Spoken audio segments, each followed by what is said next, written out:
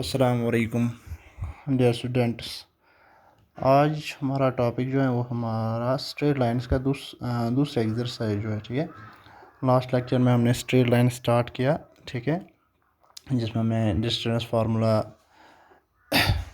Section formula, area of triangle, collinearity of points, ठीक है, वो सब पढ़ा। आज जो हमारा टॉपिक है that is related to the equation of straight line, equation of straight line, ठीक है। The various forms of the equation of a line, various forms of equation of a line. We know that every line in a plane contains infinitely many points on it, ठीक है। Any line on plane contains infinitely many points on it. Now to find the equation of this very line, to find the equation of a line, what we have to do, we have actually to construct a statement or a condition from which we can say whether a particular point satisfies it or not, whether a particular point lies on this very line or not, or if we are given a particular point, we should able to say whether this point lies on the line or not. For this, we will construct a statement or a condition from which we can say it easily. Okay. Now, what this statement or condition is, this is actually an algebraic equation from where we are able to say whether a particular point lies on the line, whether a particular point satisfies the line or not. Okay.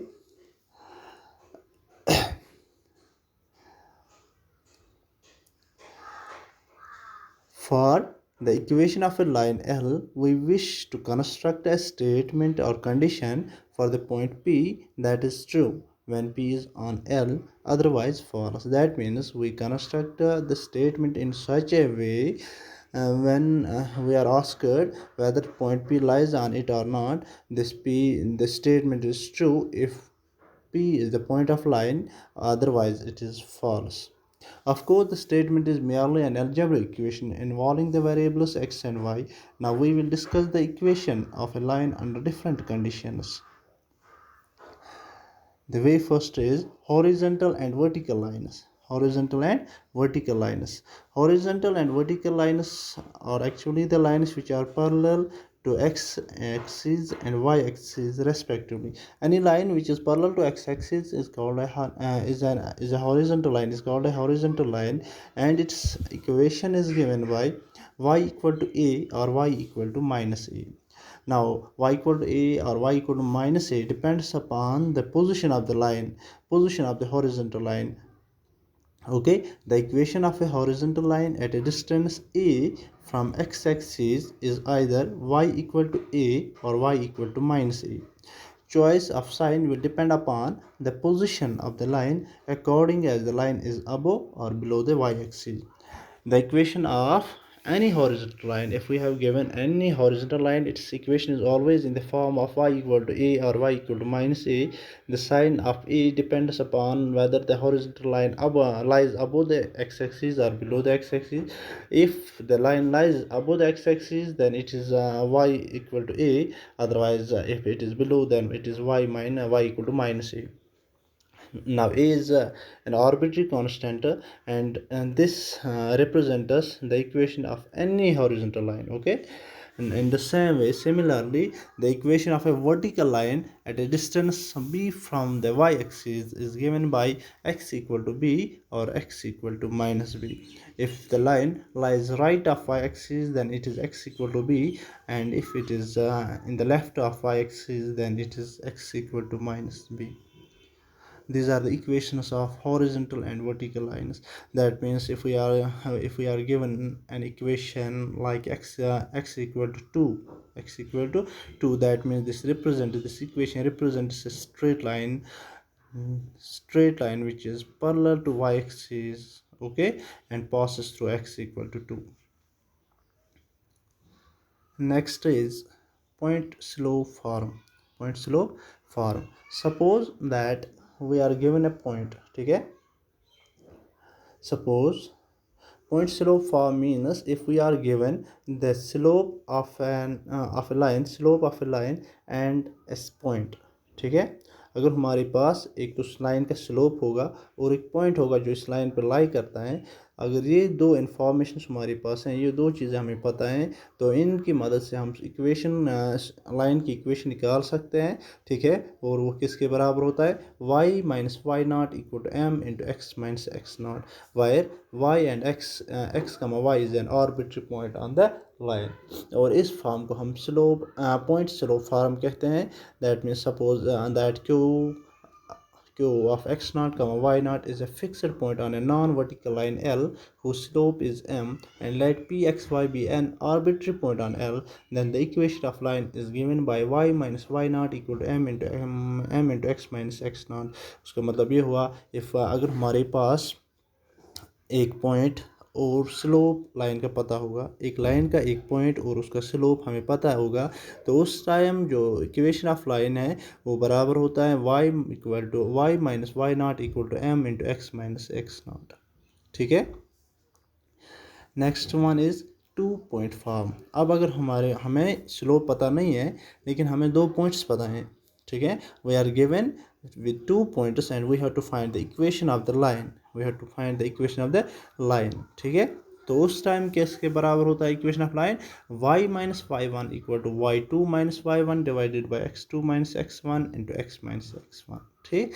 Let the line L passes through two given pointers P1 of x1 comma y1 and P2 of x2 comma y2, and let Pxy be a general point on L,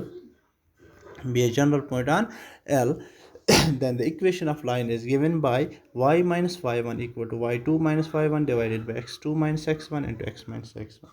actually ये क्या है कि slope में हमने पढ़ा, last exercise में हमने देखा, अगर हमें एक लाइन के 2 पॉइंट्स गिवन होंगे तो उसका स्लोप सिंपली होता है difference of Y coordinates divide by difference of X coordinates, ठीक। अब यहाँ पे हमें पॉइंट्स दो पता हैं, P1 x1 y1 and P2 x2 y2, तो m किसके बराबर होगा, y2 minus Y one divided by x2 minus x1, ठीक। अब अगर हम पॉइंट स्लोप फॉर्म यूज़ करेंगे तो इक्वेशन ऑफ लाइन होते हैं y minus Y nought equal m into X minus X nought, Y nought और एक्स नॉट के बदले यहाँ वाई वन एक्स वन है, तो हमें क्या मिलेगा, Y minus Y one equal to M into X minus X one, लेकिन एम यहाँ किसके बराबर है, Y two minus Y one divided by X two minus X one. और इस तरह से हमें 2 पॉइंट फॉर्म में इक्वेशन ऑफ लाइन मिलती है, ठीक है। 2 पॉइंट फॉर्म मीन्स अगर हमें दो की पॉइंट्स गिवन होंगे, एक लाइन के 2 पॉइंट्स गिवन होंगे, तो उसके इक्वेशन हम आराम से निकाल सकते हैं, आसानी से निकाल सकते हैं, और वो बराबर होती है Y minus Y one equal to Y two minus Y one divide by X two minus X one into X minus X one, ठीक है। ये होगी दूसरी फॉर्म, ठीक है। फर्स्ट हमने पढ़ा horizontal and vertical lines, equations of horizontal and vertical lines. Next हमने पढ़ा पॉइंट स्लोप फॉर्म, और उसके बाद अब 2 पॉइंट फॉर्म, ठीक है। नाउ नेक्स्ट क्या है, slope intercept form. Slope intercept form. Sometimes a line is known to us with its slope and an intercept on one of the axes, ठीक है। कभी कभी क्या होता है, हमें एक लाइन का स्लोप पता होता है और उसका intercept with one of the axis, whether with y axis y intercept और with x axis that is x intercept, ठीक। और दो में से हमें एक इंटरसेप्ट पता होगा और स्लोप भी पता होगा, तो उस टाइम भी हम आसानी से इक्वेशन ऑफ लाइन निकाल सकते हैं। क्यों, सपोज अगर हमें वाई इंटरसेप्ट पता है, ठीक है, y intercept means where the line cuts y axis and say let it be c, where c is an constant, ठीक। तो उसका मतलब ये हुआ कि जो हमारी लाइन है वो वाई एक्सिस को सी पे कट करती है, तो उसका मतलब हुआ ये एक पॉइंट से पास होते हैं, हमारी जो गिवन लाइन है वो एक पॉइंट से पास होते हैं जिसके कोऑर्डिनेट्स होंगे 0, c, है कि नहीं, क्योंकि ये वाई एक्सिस पे इसको पास करती है, वाई एक्सिस पे इसको कट करती है, ठीक है ना। तो उसका मतलब वाई एक्सिस पे एक्स कोऑर्डिनेट 0 होते हैं, ठीक है। तो उसका मतलब हुआ कि ये जो पॉइंट है जहाँ से ये पास होते हैं तो उसके कोऑर्डिनेट 0, c के फॉर्म में होंगे, ठीक है। तो अब हमें एक पॉइंट भी मिला, स्लोप भी गिवन है, तो स्लोप पॉइंट फॉर्म से हमें इक्वेशन ऑफ y क्या होगी, y minus Y nought equal to m into X minus X nought. ठीक, एक्स नॉट 0 है, y नॉट हमारा c है, तो हमें मिलेगा y minus c equal to m into x और y equal to m x plus c. ठीक, ये y इंटरसेप्ट जब होगा। ठीक, sometimes a line is known to us with its slope and an intercept on one of the axes. We will now find equations of such lines. Case first, suppose a line L with slope m cuts the y-axis at a distance c from the origin. The distance c is called y-intercept of the line of line L. The equation of L is given by, at that very time, the equation of line is given by y equal to mx plus c. And similarly, if the line cuts the x-axis at some distance cd, at that very time d is called the x-intercept, and the equation of such line L is given by y equal to m into x minus d. Y equal to m into x minus d. These are slope intercept forms. ठीक, case first भी case second भी। ठीक है, समझ आया यहाँ तक? बहुत आसान है, सिंपल है। अब नेक्स्ट देखिए, next form is intercept form. Intercept form means if the line cuts both x axis and y axis. ठीक, that means यहाँ पे हमें x intercept भी होगा, y intercept भी होगा। ठीक है, और इस टाइम क्या है, इस टाइम हमारा जो हमें इक्वेशन निकालनी है, तो यहाँ पे हमें कौन सी फॉर्म बनाएंगे, 2 पॉइंट फॉर्म। ठीक, क्योंकि जो हमारी गिवन लाइन है वो एक्स एक्सिस और वाई एक्सिस दोनों को कट करती है, और हमें वो इंटरसेप्ट पता है। दैट मीन्स एक्स एक्सिस को कहाँ पे कट करती है लाइन और वाई एक्सिस को कहाँ पे। ठीक, ये दोनों पॉइंट्स, इनके कोऑर्डिनेट्स हमें आसानी से मिलेंगे। ठीक है, क्योंकि एक्स एक्सिस पे एक्स कामा 0 के फॉर्म में होंगे या ए कामा 0 के फॉर्म में होंगे, और वाई एक्सिस पे ये 0 कामा बी के फॉर्म में होंगे। ठीक है, अब ये दोनों पॉइंट्स हमें पता है, तो 2 पॉइंट फॉर्म यूज करके हम इक्वेशन ऑफ द लाइन निकाल सकते हैं। ठीक, suppose a line L makes X intercept A and Y intercept B and axis. That means X axis पे ये ए से पास होते हैं और वाई एक्सिस पे बी से। दैट मीन्स इस लाइन का एक पॉइंट जो होगा उसके कोऑर्डिनेट्स होंगे ए कामा 0 और दूसरे पॉइंट के कोऑर्डिनेट्स होंगे 0 कामा बी। ठीक, अब ये 2 पॉइंट फॉर्म यूज़ करके हम इक्वेशन ऑफ लाइन आसानी से निकाल सकते हैं। जो हमें पता है वो किसके बराबर होता है, y minus Y one equal to Y two minus Y one divided by X two minus X one into X minus X one. ठीक, यहाँ पे x1 y1 है a कमा 0, x2 y2 है 0 कमा b। ठीक, जब हम ये सब्स्टिट्यूट करेंगे तो हमें इक्वेशन ऑफ लाइन क्या मिल रही है, x by A plus Y by B equal to 1।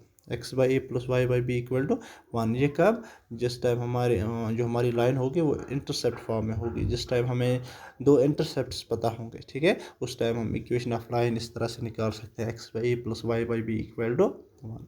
ठीक है, now the next form is normal form. ठीक है, अब यहाँ पे क्या है कि suppose a non-vertical line is known to us with following data. Number first, length of perpendicular, that is normal from origin to line.